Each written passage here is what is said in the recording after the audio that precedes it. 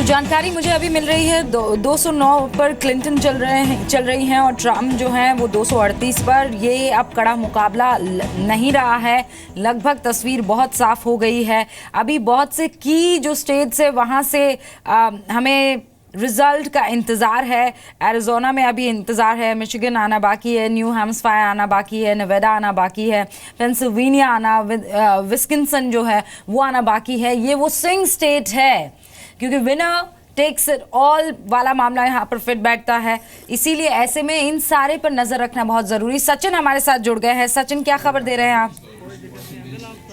इनके कुछ रिजल्ट्स आने लगे हैं जिनके नाम मैं ले रही थी उन तमाम राज्यों के। जी रूबी का इस वक्त वहाँ की लीड कम से कम हम आपको बता सकते हैं। और इस वक्त जो मैं आपको बताऊं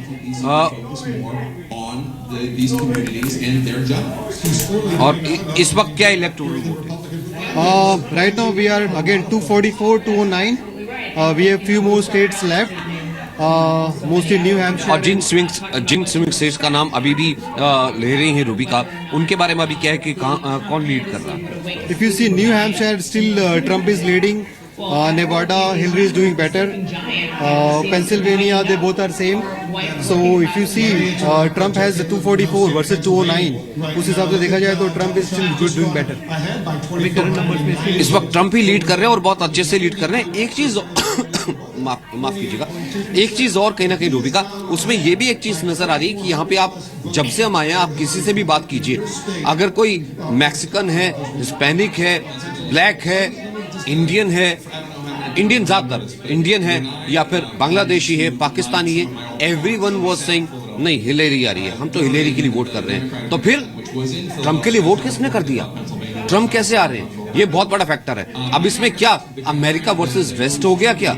अब क्या ऐसा हो गया कि अमेरिका ने ये सोच लिया कि क्या ये चुनाव सिर्फ उन लोगों के लिए हो रहा है कि ये 0.30% जो कम्युनिटी है उनके लिए, या फिर 1% है, या फिर जो जूइश है उनको वो करने की बात है, मैक्सिकन को वो करने की बात है, क्या उनके लिए सिर्फ वोट है? क्या अमेरिका ने सिर्फ डोनाल्ड ट्रंप के लिए वोट किया? अच्छा, पाकिस्तानी मूल की महिला इस वक्त हमारे साथ मौजूद है। आप तो हिलेरी को बैक कर रही थी, लेकिन लगता ये है कि शायद डोनाल्ड ट्रंप ने जो बातें कही टेररिज्म को लेकर के, आउटस्पोकन होकर के, जिसको लेकर के अमेरिकन भी दुखी थे, और जो पेरिस में हुआ और जो जर्मनी में हुआ, उसका इम्पैक्ट यहाँ इस इलेक्शन में भी देखने को मिल रहा है। बिल्कुल मिल रहा है। मतलब हम बिल्कुल भी एक्सपेक्ट नहीं कर सक रहे थे कि मतलब जो आज हमें नज़र आया, अभी हम लोग बिल्कुल श्योर थे कि हिलरी ही आएगी, क्योंकि that was very much negative जो इम्पैक्ट था वो पूरा अमेरिकन का और हर किसी का था। लेकिन आज बिल्कुल ही अभी तक जो नज़र आ रहा है वो बिल्कुल ही समझ में ना आने वाली बात है। हाँ, मतलब ये रिजल्ट शॉकिंग है। लेकिन यहाँ पर सुबह से जो गेस्ट हमारे साथ बने हुए हैं सचिन, उन्होंने ये बात पहले ही कह दी थी कि ना हिलेरी का आना बहुत ज्यादा सरप्राइजिंग होगा, ना ट्रम्प का आना बहुत सरप्राइजिंग होगा, क्योंकि ये बहुत कांटे की टक्कर है। 10 सेकंड, क्योंकि उसके बाद विजय सरदाना जी हमारे साथ नहीं रहेंगे। सर, मैं आपसे आखिरी कमेंट इकोनॉमी को लेकर ही करना चाहूंगी। इंडिया पर क्या इम्पैक्ट रहेगा, या इससे कोई फर्क नहीं पड़ता कि कोई भी आए? अब इंडिया जानता है कि उसको किस तरीके से डिटर्मिनेशन के साथ अपनी बातें रखनी है। देखिए, फर्क तो पड़ेगा। आप एक बात समझिए कि जिस तरह से ट्रम्प साहब की जो पर्सनैलिटी है, निश्चित रूप से वो अमेरिकन इंटरेस्ट को पुश करेंगे। दुनिया को पता है कि इंडिया बहुत बड़ा मार्केट है। वहाँ की जो इंडस्ट्री है वो ट्रम्प साहब के पास जाएंगे और कहेंगे देखिए ये हमें इंडिया की मार्केट एक्सेस में दिक्कत आ रही है। वो निश्चित रूप से जब वो कहते हैं डील मेकर हैं, तो इंडिया पे प्रेशर आएगा कि साहब हम आपको स्ट्रैटेजिक लेवल पे पाकिस्तान चाइना के गेम में सपोर्ट करेंगे, आप हमें ट्रेड में सपोर्ट करें।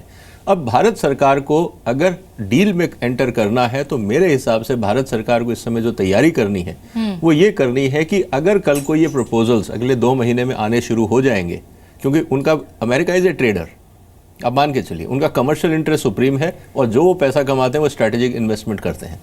आप इस बात को मान के चलिए कि आपके ऊपर प्रेशर बढ़ेगा from trade point of view, market खोलने के लिए।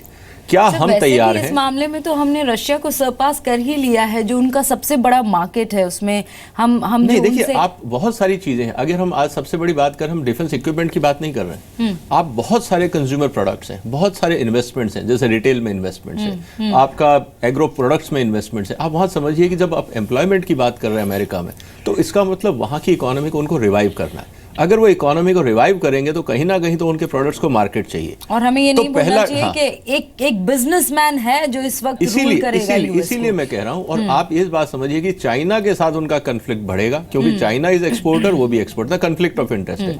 इंडिया को अब अपना गेम प्लान तैयार करना पड़ेगा कि हमें ट्रम्प साहब को स्ट्रेटेजिकली मैं अपने सर इसी फेवर में नोट पे करना है। इसी पॉइंट पर एक ब्रेक लेना चाहूंगी। बहुत बहुत शुक्रिया हमारे साथ जुड़ने के लिए। लेकिन अब होमवर्क भारत को भी करना शुरू करना पड़ेगा।